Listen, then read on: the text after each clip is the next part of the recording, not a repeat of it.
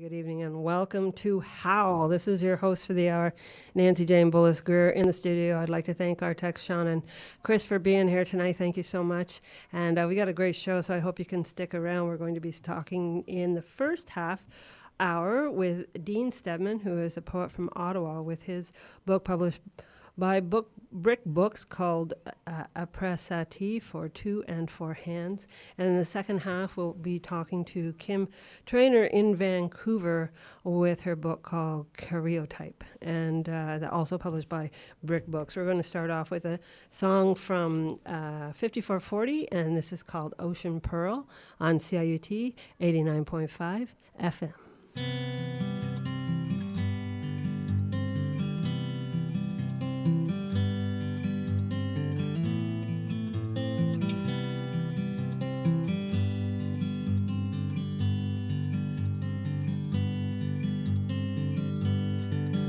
What is wrong with me? I'm not supposed to be happy all the time, but I'm willing to bet it doesn't matter yet, as long as she doesn't mind telling lies to me, lies to me, and I don't want to know what she really sees.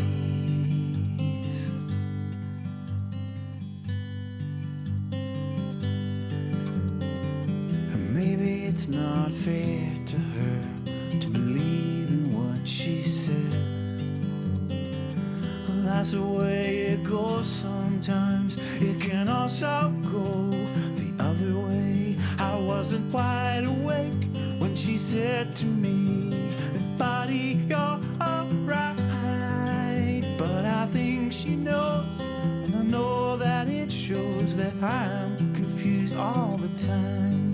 She lies to me, lies to me, and I don't want to know what she really sees.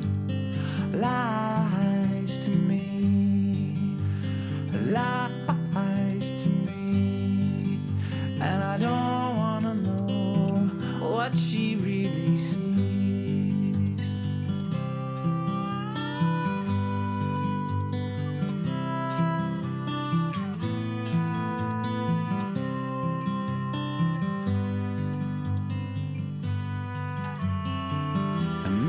It's not fair to her to believe what she says. And that's the way it goes sometimes, and it can also go the other way. I wasn't wide awake when she said to me, "Buddy, you're alright." But I think she knows, and I know it shows. I'm confused all the time. She lies to me, she lies to me, and I don't want to know what she really sees. Lies to me, lies to me, I don't want to know what she really sees.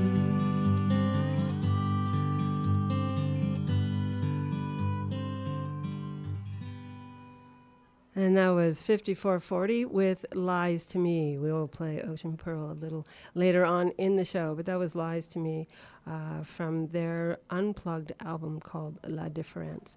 And I believe that we have on the phone Dean Steadman from Ottawa. Hey, Dean. Hello, Nancy. How are you? I'm very well, thank you. Well, good. I'll just introduce you to the audience, and then we can talk some more. Dean Steadman's work has been published in Canadian journals and e-zines, as well as in the anthology Pith and Rye, Canadian Poetry, edited by Susan McMaster, Scrivener Press, 2010. He is the author of two chapbooks, Portrait with Tulips, Leaf Editions, 2013, and Worms Saving Day, Angel House Press, 2015. He was a finalist in the 2011 Ottawa Book Awards for his poetry collection, Their Blue Drowning, Frog Hollow Press. And we're here to talk to Dean about his book, Après Satie, for Two and Four Hands, which is published by Brick Books. Did this come out in the fall, Dean? No, it just came out in March. Oh, it just came out. It's one of their, one of their spring collections. The spring collection. So you've had your book launch? We did, but actually a month ago tonight at the Tree Reading Series here in Ottawa. Oh, wow. Yeah, no, it was good. Monty Reed and I. Monty has a book out at the same time with Brick, and so we had a joint launch. Oh, nice. But it was it has a lot of sentimental importance to me. The Tree Reading Series. I was the director there for I guess over 4 years, and so it was actually sort of my stepping stone back into the poetry world. I've been working for the government for close to 35 years, and but I knew when I was getting close to retirement that I wanted to get back into this earlier love affair I had with poetry. Nice. And so I was able to take over the reading series. First with Rhonda Douglas, another local Ottawa poet, and then with a couple of other fellows after Rhonda left. But it was a great way. The reading series is every second Tuesday of the month, and there's usually 2 featured readers. So it was a great way to get back into what's currently happening in Canadian poet, because typically we invite 2 featured readers, and usually like award-winning caliber type readers. And so you could really see where the bar was set. And if you wanted to get your poetry published, it was a good way to realize what was going to be required. So I had, like I say, over 4 years of that before I got fortunate myself with Frog Hollow Press to get my first collection published. It's a discipline, I think I know with me it started with the love first of poetry and just wanting to, I guess, communicate something, and then you realize how much work is really involved. It really is. What I did after I finally did retire was I did workshops while I was got involved in workshops. I didn't lead workshops, but here in Ottawa. But also after I retired, I did the Banff writing Nice. Online writing program. Wow. And it was because I guess what I was realizing at that point in my life was that I had a lot of catch up to play, and so I had a learning curve I had to go through, but I didn't have all the time in the world to do it. So I took advantage of what was available, and Banff was truly. I worked initially. Don Domansky was my first mentor when I went out to Banff. Yeah, I mean, I don't know. How do you do? Yeah. Yeah, that's a nice place to start. Yeah, he opened my eyes. Well, in so many ways. I mean, he was the mentor I needed at that time. He was very brutal, but very honest. And sometimes that's what it takes. Yeah, no, it's not personal. It's just this is what writing is. Yeah. Exactly. So I mean, he introduced me to a lot of poetic concepts. He's very, almost. His poetry he's very attached to nature, of course, but there seems to almost be like a religious theme running through his poetry. But it's also like, I think it's for him, I think the poetic experience is somewhat of a religious experience, or spiritual, I guess we should say, not necessarily religious in any discipline sense, but it's certainly a very spiritual journey for him. So he gave me some interesting things to read, and then after that, I finished, I guess, the first go at Their Blue Drowning with Don, but it still needed work. And so I applied again for the online writing program at Banff. I was fortunate to get back in. And this time, though, I worked with Stan Draglin, who is actually one of the founding members of Brick Books. Right. And he was just excellent. I mean, not that both Don and Stan they have different approaches to the discipline, but so I got sort of a unique experience, like getting these two very different points of views. But with Stan, I think he gave me some, I guess, it made it more clear to me just how much of a discipline was required in order to to find that exact word and get that line exactly right, and to really work a poem. The poem has to be sort of a journey of its own, and that's really my approach now. Is that really don't know where a poem's going to go when I sit down to write. And I sort of let it take its own course, and then over time, it can take several weeks for it actually to start to make sense to me what this poem might be about. And then once I got a clear understanding where I think it's headed, then I can go back in and start, bringing what we know about poetic technique and clean it all up so that it actually achieves a possible destination, actually reaches a possible destination. But for me, it's just as much, just as it is for the reader. It's a journey. You don't know where it's going to take you. So there's a discovery aspect to it for you. Yeah, absolutely. And so, that's it. So it's been, and Stan sort of woke me up to, ways of approaching poetry that would sort of let me explore those creative depths and find out, just open up. Don't interfere with the poem. Sort of get out of the way of the poem and let the poem take its course. So I've been following that approach for, I guess, since Banff, and it seems to work. Yeah, it seems to work. I'm not going to mess with it. But I am a very disciplined writer as well. I think I've come into poetry after a full career I did international trade policy, so I had a very disciplined career as well. And so when I retired, it wasn't really retirement. It was sort of, what's the expression, refirement. I changed jobs is more or less what I did. So I still get up ridiculously early. I'm a morning person. I do my work. I work best early in the morning. And so, but it's really one of the things they taught me at Banff was that you got to show up for work. Poetry just doesn't happen. Exactly. Yeah, so, it doesn't happen without you. That's it. The inspiration is one thing, but the finished product takes a lot of work. So you got to show up every day, and I find that's very true. Right? For me, it's I don't like interruption. I like the continuity of every day going back to that piece and finding, oh my God, I thought this was good. I thought I almost had this. What happened overnight? What was I thinking? Yeah. Well, I don't know. Somebody crept into my computer, and I couldn't have possibly written this. So, but it happens so often that I think I'll finish at. I try to write for. There's only so much return on that you can get within a couple of hours. After that, I think you might as well stop writing. Right? It's diminishing returns after. The first 2 hours are very productive. Maybe the third hour, you might get an idea. Forget it after that, though. I find nothing's going to happen after that. So my day starts early, but it finishes usually before noon if there's no editing to be done. Well, I find that sleep is a great collaborator. Mm-hmm. I know I do that for problem solving, and if I'm working on something and it's not working, and then I'll just go through it one more time and then put it down and then sleep on it, as they say. Yeah. And it's amazing how I do it with things I lose in the house, and I wake up in the morning and I go and I find it.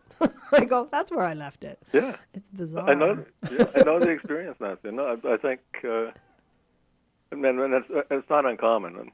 I worked with a fellow that who had a whole, I don't know, he'd been over 30 years doing international trade policy, and he knew it. He knew everything. He knew the history of what we were doing, but it wouldn't always come to him right away. And so quite often he'd say, let me think about that. If I don't have it by the end of the day, I'll have it first thing tomorrow morning. And sure enough, he would. He'd sleep on it, and like you say, there it would be. The solution would be there in the morning. It's amazing. It's great when it works.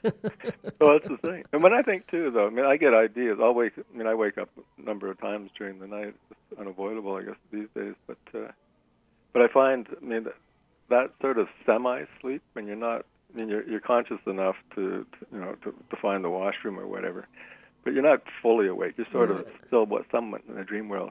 So it's sort of like you're almost in your subconscious, You're not quite there, but so you can work it. You can mentally get some ideas and put language to it.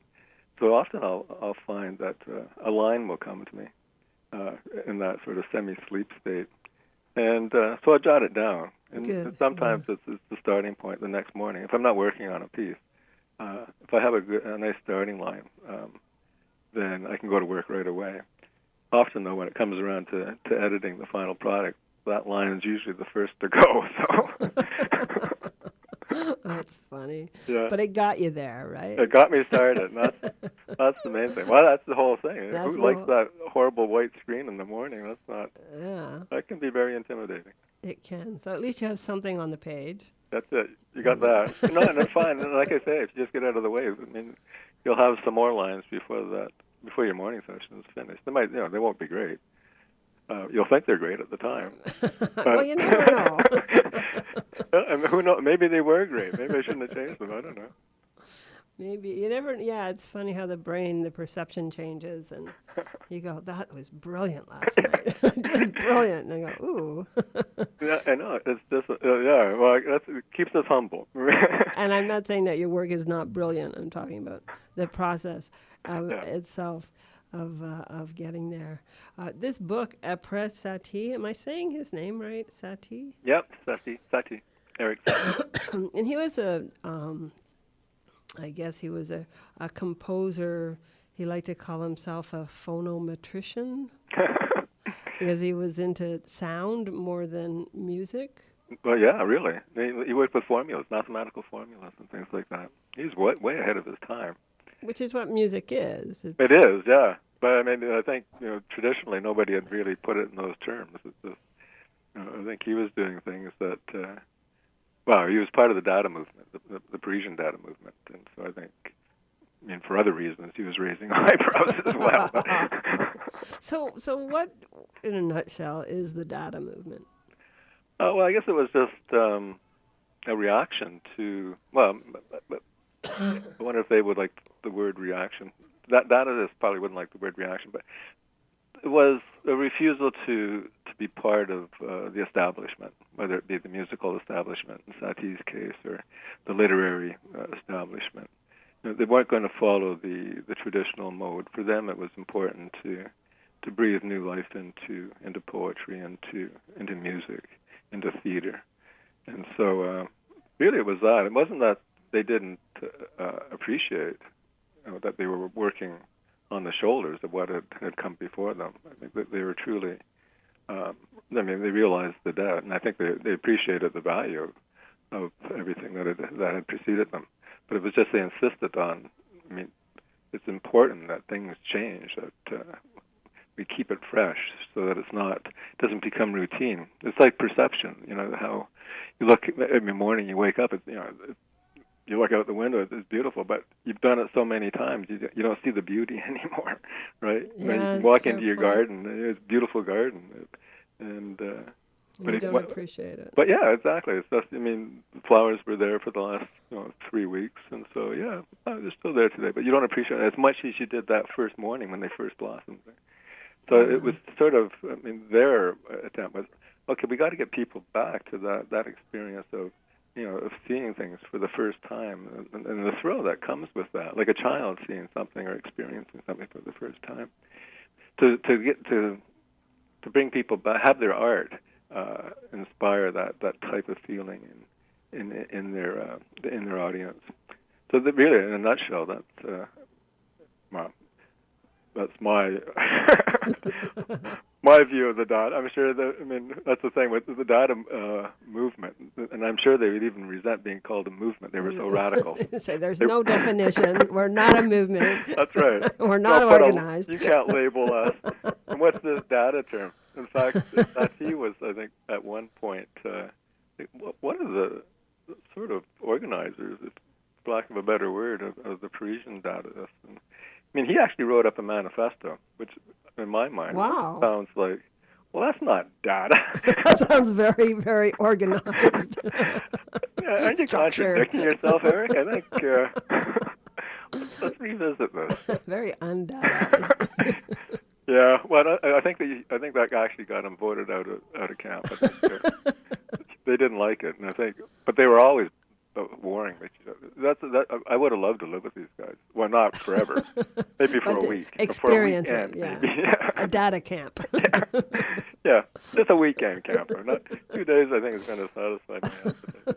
But they're a wild bunch. I mean, they were, and at a time where I think, the world was changing. Modernism was, the modern era as we know it, was really coming into full force. And after the the experience of the First World War, it changed Europe entirely, and the mindset of Europeans. And so Paris was a very explosive time artistically, creatively, after the First World War. Yeah. And Oh, the yeah. 20s. Yeah. No, it was. Would have been an interesting time. That's for sure. But Satie was he was born in 1866, and so he lived in Paris all his life, or on the outskirts, at least, and so he experienced the First World War, but he was well into production mode before the war started. Before the war, yeah. Would you like to read from your book? Sure. Is there a particular poem? Why Why don't we start with? We're talking about Satie. Why don't we? Yeah. The book's not. It's Après Satie in the sense of his affiliation with the data movement. So it's just. I find poetry does, or at least attempts to do the same thing that he was trying to do with music, to make the experience fresh. To bring, you can talk about everyday events, but you have to do it in a way that makes that experience seem like it's the first time anybody ever considered it. Right. So it's the title actually is it's not, the book's not a homage to Satie in any sense. It's really more about this creative process, and I guess a view I have of a poetic eye I personally have. But the first poem in the book is actually I guess very well. It's the most biographical piece in the poem that involves Satie. And just to set it up, Satie had one relationship in his entire life, and it was when I guess he would have been around maybe in his mid-20s, and it was with Suzanne Valadon. Suzanne Valadon was a model in Paris, a Parisian model, and she'd modeled for fantastic painters, Renoir, Lautrec, and I don't know how they actually met, but I guess probably in the Montmartre cafe scene, where all the artists would mingle, and so you'd have the painters and the musicians, and people like Suzanne Valadon, who, as I say, was a model, but she was also an artist. She was an inspiring artist as well. So I imagine that's how they met. And but she was living with a lawyer at that time, a very well-to-do man in Paris. And Satie was always relatively poor. He never made any money from his art. He pretty much lived from hand to mouth. But for some reason, it was sort of a Beauty and Beast relationship, because Suzanne Valadon was beautiful, and Satie was not really all that handsome a man. And but the two of them had a brief relationship, and but I think it was probably more one-sided. That he was in love with her, and she was maybe, I don't know, a little curious about Satie, maybe at best. I hope I'm being fair to her. But I don't think she had any long-term plans for their relationship, and in fact, soon left him. But he'd gotten sort of tired of her forever being away. She was forever posing, and so it was awkward or difficult for them to even meet up in any one given day. But finally, they did break up. But he'd had enough, and it was actually him that ended the affair. And she went back to her lawyer, and he never had another intimate relationship for the rest of his life. Wow. And he lived until 1925. So he was born in 1866, lived in 1925. So throughout, 59? Yeah. He didn't, wow. After age 20, mid-20s, early 20s, never entering into, but I think he was just terribly brokenhearted, which was one of the appeals to for me to Satie for the book. There was a sequence of poems, or there is a sequence of poems in the book called named after the Gymnopédie compositions that Satie wrote for piano. And when I was writing those, there's actually reference to a piano piece in one, and in one of the poems. And I was thinking, I wonder what piece that is. And then I thought, that has to be Satie. And so then I started doing some research on Satie and looked into his biography and found that his life pretty much paralleled the people that I was portraying in this sequence of poems. And I thought, well, that's got to be more than coincidence. We got to make some use of this. And so that's how it all started. And then Satie's fascination with the data movement and surreal type imagery, or at least if you can think of imagery in terms of musical imagery, caught my attention. And he had this great love of his piano compositions. Always have these very bizarre titles, like they're all in French, of course, but to translate a couple, there's one called Prelude to the Heroic Gate of Heaven. Interesting titles like that, or this other one, Sketches and Exasperations of a Big Wooden Fellow.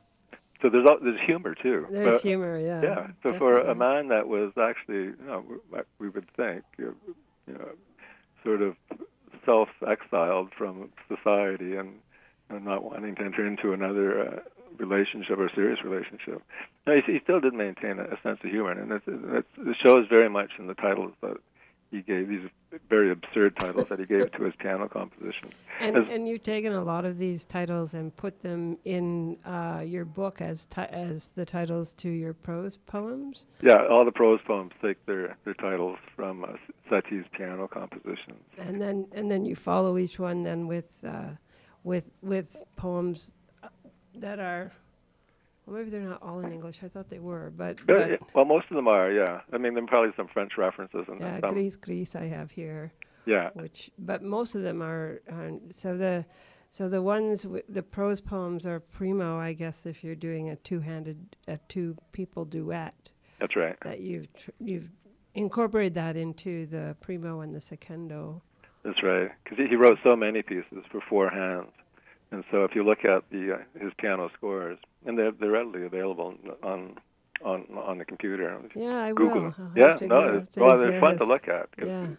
He, not only for their titles, but his piano instructions are usually not very helpful. Like you'll say, I forget some of the ridiculous things he would say, but they say it like you're peeling an onion. Yeah, or play it like you're peeling. Something that.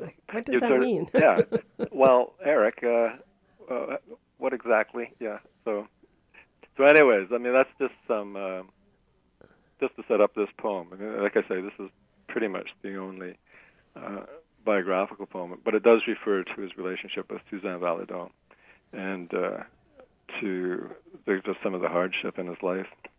So it's called Theme and Vexations.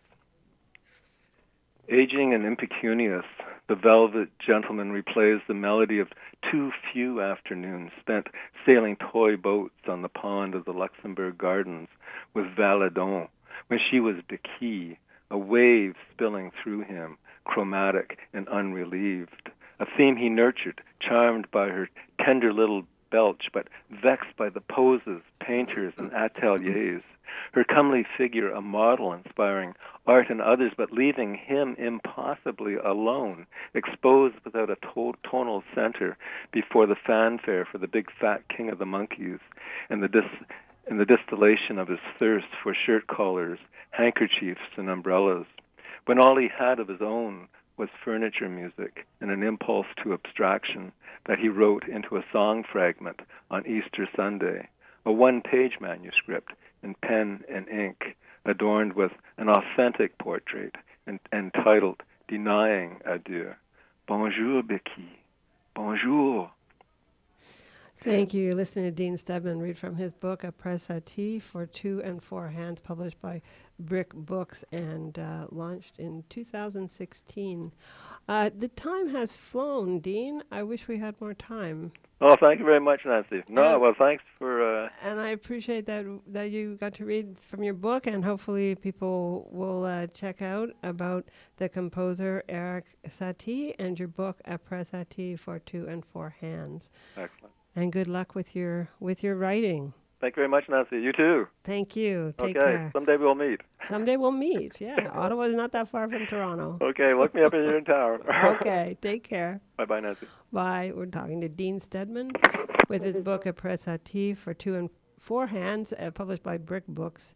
And you can find out more about the book at www.brickbooks.ca. We're going to take a short break. And now we're going to listen to Ocean Pearl from 5440. And then we'll be right back to talk to Kim Trainor in Vancouver. This is CIUT 89.5 FM. Right here, right now, every day. Right now, right here, right now. CIUT 89.5, the sound of your city.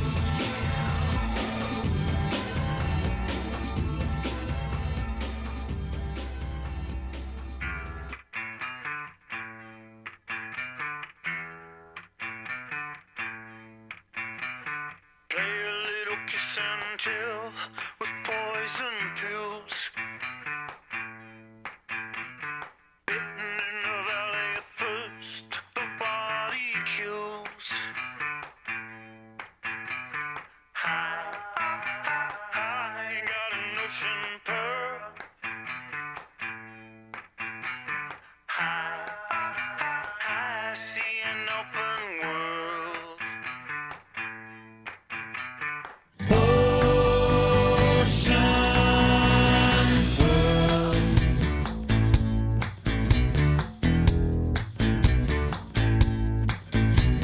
You just have to whisper, promising the moon.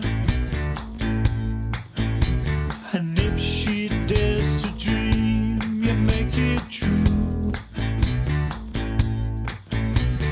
I got an ocean pearl. I see an open world.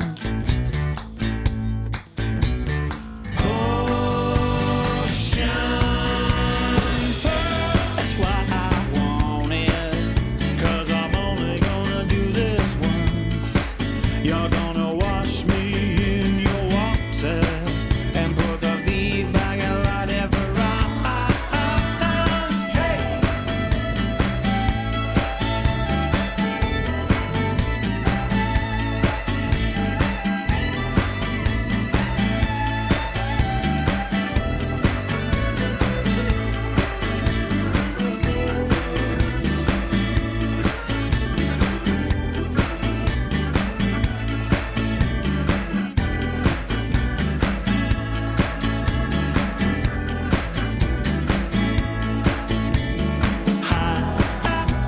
I got an ocean pearl. I die without my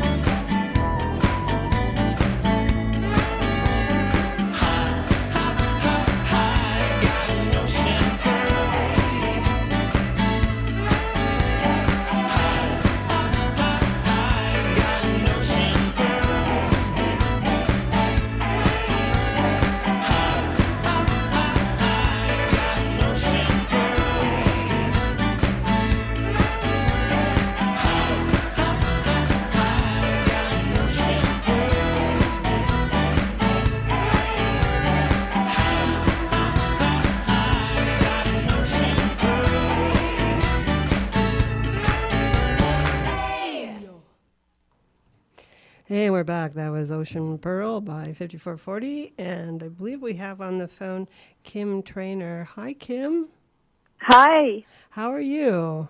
I'm good, thanks. How are you? Good, good. Thank you.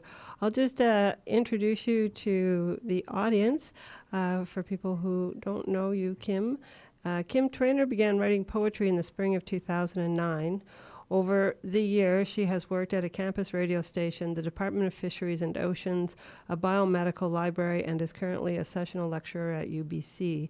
Her poetry has won the Fiddlehead's Ralph Gustafson Prize and the Malahat Review Long Poem Prize, and has also appeared in the 2013 Global Poetry Anthology and the Best Canadian Poetry in English 2014.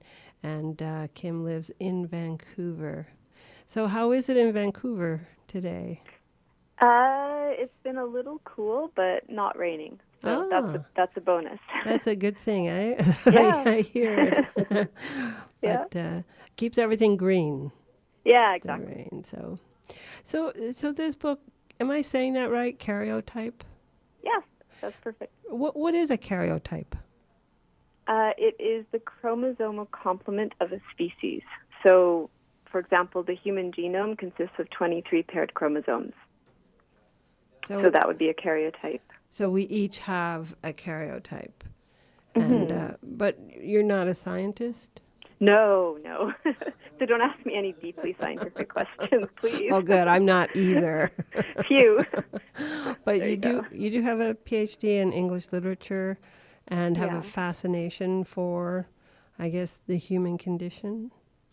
I seem to be drawn towards sort of archaeogenetic topics, yes. So there are a lot of sort of excavations in the desert of individuals from the distant human past, and then where they use genetics to try and understand, well, where did they come from and what stories do those genetic imprints tell us about these people. So that was kind of the impetus for karyotype. The impetus. And you cover a lot of different times in history, I guess, going back 4,000 years to the beauty of Lulan. Is that her name? Yeah, that's right. And she's, I guess, the archaeologists discovered her. Yeah, she was discovered in the Taklamakan Desert, and they think she lived about 4,000 years ago, sort of along the old Silk Road in China. So in China. Oh, okay. So there's been a lot of investigation and interest in these individuals and where they came from and what their culture was, and also genetic investigations into sort of their genetic origins as well. So that survives 4,000 years, that information? Well, the desert there is apparently so dry and cold that it very nicely preserves their bodies. So when they were discovered, like some of them were carried out of their graves almost as if they looked as if they were still alive almost. They were so perfectly preserved. Oh my gosh. Yeah. So they had their clothes? Yeah, this is very rare for human remains, that even the sort of textiles were preserved as well. So some of her, like the beauty of Lulan, like her clothing and her grave goods were all very beautifully preserved to the extent that like the archaeologists could even study the weave of the textiles and understand how they made the clothing that she was wearing. That's amazing. And I understand that was a textile culture? Yeah, so they wove the materials that she was wearing, and Would they could silk? sorry? Would they have silk being China? Yeah, it was a kind of silk that they were using apparently. And it gets really complicated. And again, I'm not a scientist, but there are different kinds of silk, like sort of cultivated and wild, and they could sort of just determine using their studies what kind of silk was being used and so on. So very complex scientific investigations sort of focused on this particular woman and what she was wearing and what that sort of the implications were for her culture and her people. And I guess you wrote about that, sort of imagining her life. Yeah. Well, the first 23 poems of my book. So it's 23 poems because I'm thinking there are 23 chromosomes, right? Exactly. So I was thinking, oh, that works. That works. Great. Yeah, and in fact, each of those 23 poems are written in tercets or triplet stanzas. So it's like a terza rima. So sort of a replication of the codons, which are written in essentially three-letter words in DNA. So there was kind of an attempt to mirror the genetic sort of code of a human being. So yeah, I was sort of interested in who this woman was, what was she wearing, what might her life have been like at the time. I think she was about 40 years old when she died, which is close to my age. And did she have children? What was she buried with? What was her life like? As a kind of representative of the human condition, in a sense. Would you like to read from that section? Sure. Okay. Sure, absolutely. Well, maybe I'll just read the very first poem, Okay. the first karyotype. Yeah. Okay. They peel her desiccated beauty, soft-petaled husks of chestnut brown. Her skull and its silken pod tease open the parchment skin to flesh, stitched through with blue-dyed veins and pearls of bone. What are they looking for in their protection of white mask and gown? I sit next to my daughter, who turns her face from their grim task. But I look, and my son looks too, into the beauty of Ulan, preserved in our luminous blue glass capsule, with all the others, the Chechen man, the toddler with a flat stone on each eye, the man sewn up with horsehair sutures at his slender neck. Microscopic views, white blood cells smeared across a slide, stained with Giemsa dyes, methylene blue, and azure A, B, C, to show the chromosomal bands of dark and light. We watch this in the dim twilight of our den, my own small band of humans, 8, 5, and not quite 2, transfixed by television's light and incontrovertible skin. Scientists now reach into her cavities, extract woody shreds of dried leaves. She has become leaf, pale flowers, interred. Pliny the Elder wrote of Sarai with flaxen hair and blue eyes, who made an uncouth sort of noise by way of talking. We watch bright threads of her DNA unwound and read from left to right, and learn her history. But where is she in the blue-stained karyogram, this desiccated woman, this beauty of Lulan, this beauty? Thank you. You're listening to Kim Trainor read from her book, Karyotype, which is published by Brick Books. And how did you come about publishing this book with Brick Books? Yeah, I was thinking about that today. It was a very long process. I tried a couple of different publishers, and eventually I tried Brick, and it took almost a year until it finally was accepted. And from that point on, they have sort of a 2-year process where they take you through the whole editing and production of the book, and it was absolutely brilliant. Like, it was, I think, if you can have one perfect experience of having your first book published, it would be that way. It was really great. You, yeah. What made it so perfect? Well, I mean, if I could say that the sort of production manager, Kitty, is amazing. Yeah. It's like a sort of den mother. And then my good. editor was Don Mackay, and he was like, he doesn't go on email, so all of our correspondence was by letter, handwritten letter. Handwritten. Yeah, so I live in Vancouver, and he was on the East Coast, and so it was this very, very nicely slow, delicate process of sending letters back and forth across the country, where he would, he did a very close reading of the manuscript and made some suggestions, and then I would write back to him, and went back and forth a few times, and then from there it went to Elena, who was the sort of production manager, and it was great. It was a super experience. Oh, that's good. Are you writing on something new now? Yeah, I was just at the Banff Center doing a writing residency there. Nice.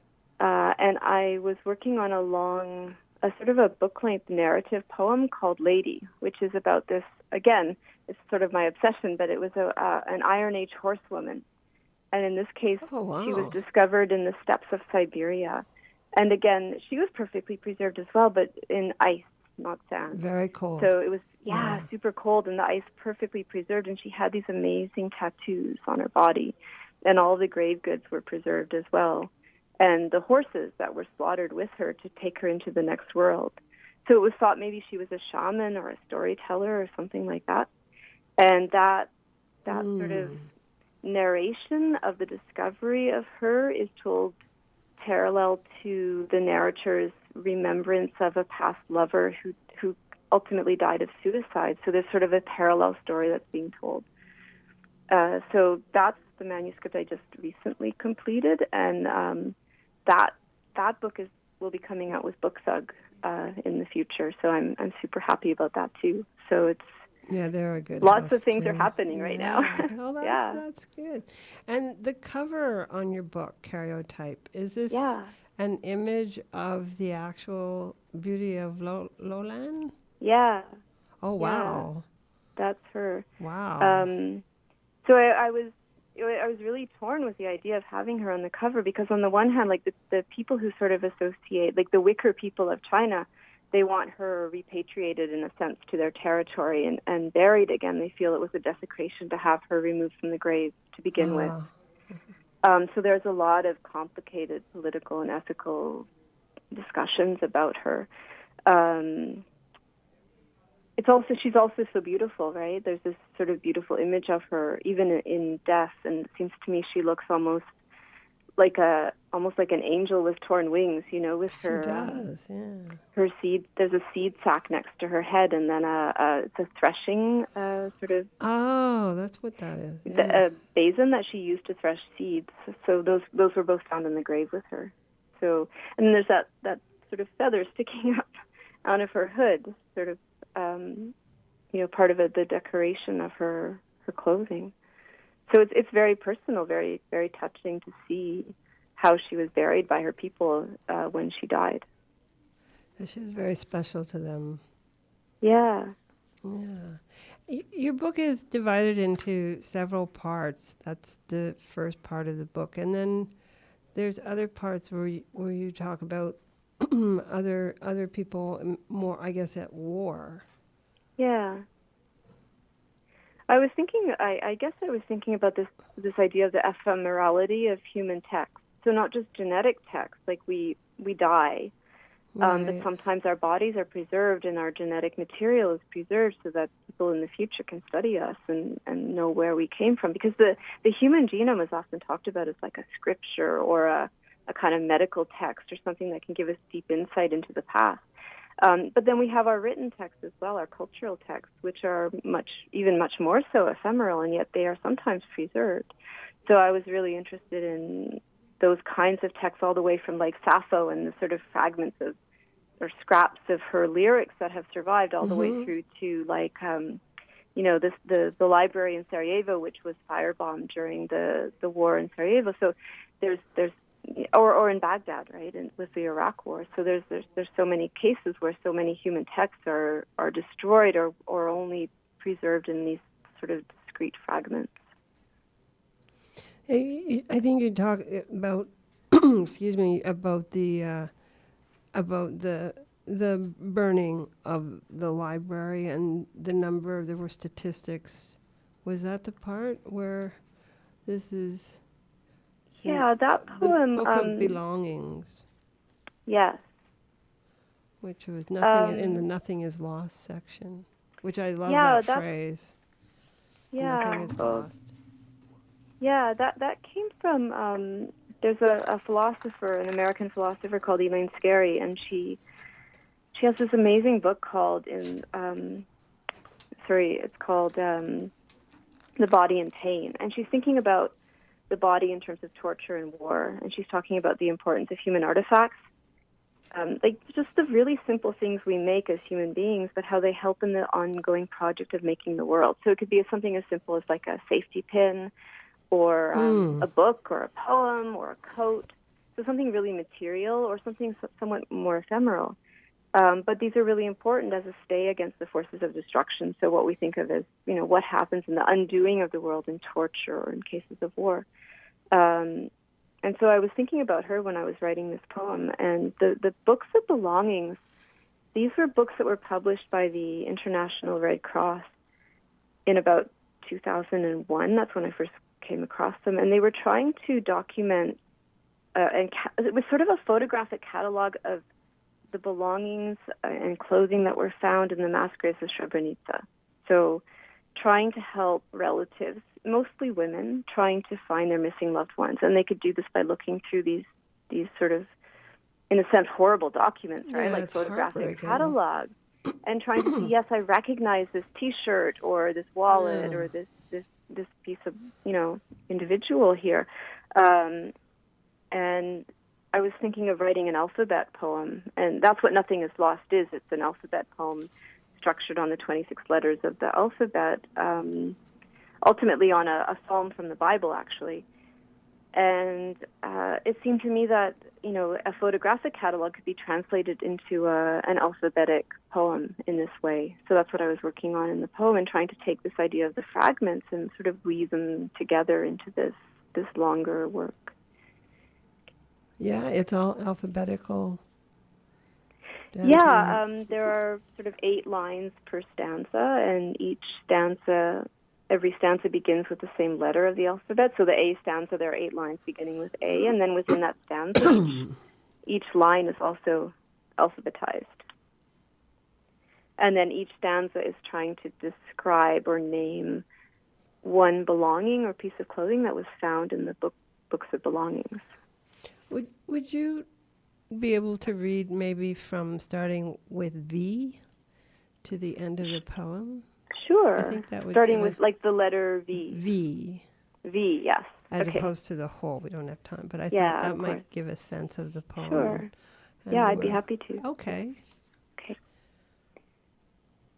Vacant field, vastness of time, vein of words chiseled out, vest made of cotton, view of dried grasses and wildflowers, the horizon's blue line, vigilant dusk, vigilant, voice heard at the edges of sleep. We shall never meet again in this world. Weapon into a tool, everything is gained, and nothing is lost.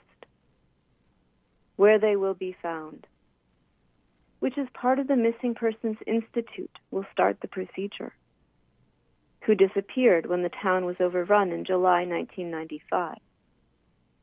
Wildflowers in a field, wristwatch to measure the hours. Write this down. X has entered into the interior of the other person's seeing, entered there in the object of perception. X to mark the location where you were found. X stitched along the torn seam. XY karyotype drawn from marrow. Examine every photograph and possession. Exhaustion to overcome. Exist in the book of memory. Exist in the rain, berries, stones, and the night. You are here. You are not forgotten. You are this one and none other. You come to me in a dream. You keep asking. You lifted phosphorescence from the sea in strings of light. You scattered seeds. You were my ground. Zenith bright above the earth where you were found. Zero drift of loss. Zinc, selenium, manganese, cobalt, iron. Zipper jacket to hold in warmth. Zona pellucida gathering light as the embryo forms. Zone of memory. Zone of the missing. Zone of the night. Thank you. You're listening to Kim Trainor read from her book, Karyotype, published by Brick Books. It's been a real pleasure talking to you, Kim, and I wish you all the best with this book and with the one that you've just completed, and I'm sure there will be many more. Oh, thank you so much. It's been a pleasure talking with you. Thank you. And it's been a pleasure talking to you, too. Okay, thank you. Thank you. That was Kim. Bye-bye. Bye. That was Kim Trainor talking about her book Karyotype, published by Brick Books. We talked in the first half with Dean Steadman about his book, Après Satie. And we're going to be just closing out with a track from Nick Beat. Some people said that they really liked this song last time, so I thought I'd play it one more time. This is on I'm an American on CIUT 89.5 FM. Thanks again to Chris and Sean for teching. I really appreciate it. And stick around for some great Canadian radio with Sex City at 11 o'clock. This is Nick Beat on CIUT 89.5 FM. Nancy Jane Bullis Greer signing out for the night. I'll be back in 2. Valentino Asenza will be here next week. Please come back and listen to Valentino. Take care. Good night.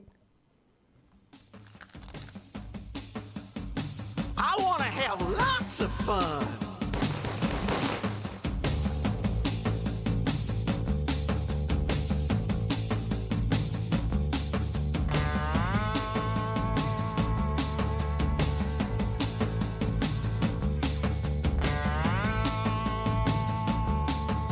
I wanna be an American, son of a gun, overjoyed to be Elmer Fudd's favorite toy,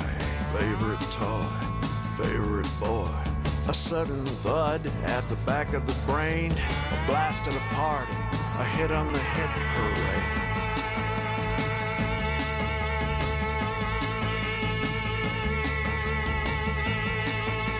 I wanna be the middle minute man in an argument between husband and wife, boyfriend and girlfriend, girlfriend and boyfriend, girlfriend and girlfriend. I wanna be heard round the world, a comic that kills you with my material. I wanna make you bust a gut, my barrel of fun, straight and narrow, long and hard. Yeah, it's hip. I'm an American. It's hip. I'm an American. I'm an American. I'm an American. I come not to bring peace, I'm but a sword for moderns. I come not to bring peace. I wanna sweep you off your feet. Violence is music to my ears, my dears. I'm an American. I'm an American. I'm an American. I'm an American. The right to bear me shan't be infringed. I'll always speak loudly and carry a big stick. A big stick. A big stick. A big stick. I'm American. I'm American. I'm American. I'm American. I wanna be remembered, baby. My ticket to fame, the linking of my name to a well-known star is a big end game. I'm trigger happy, and I'm always getting loaded. Can't help myself. I can't help myself, but I'm American.